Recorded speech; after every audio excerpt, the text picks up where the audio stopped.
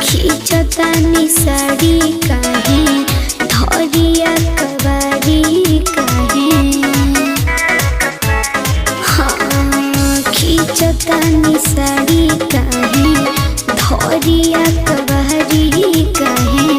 कि रहू रे हो धन कोहरो तानी बरियारी काहे। देही अइलह गवनाय पिया छोट बाखिला बनाय बही सबुर कहरी। ए राजा अलपहता कहया फूलो नइखे फूला बनाय पिया जिद ना करी। ए राजा जी अलपहता कहया फूलो नइखे फूला बनाय पिया जिद ना करी।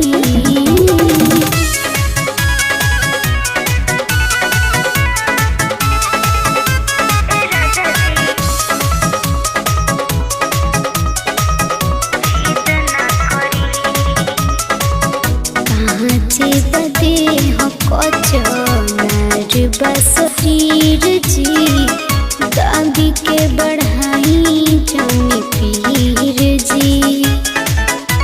हे जी समझते हैं ना।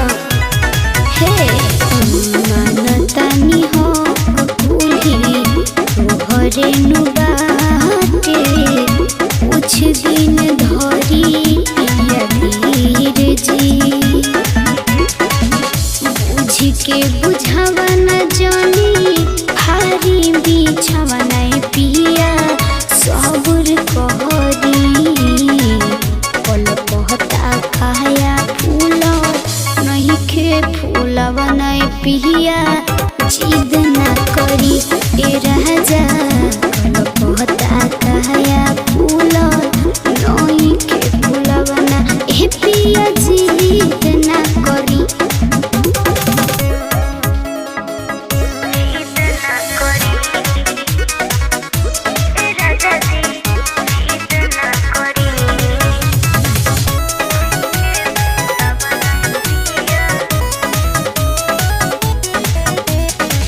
भरी जाई रस नस नस जब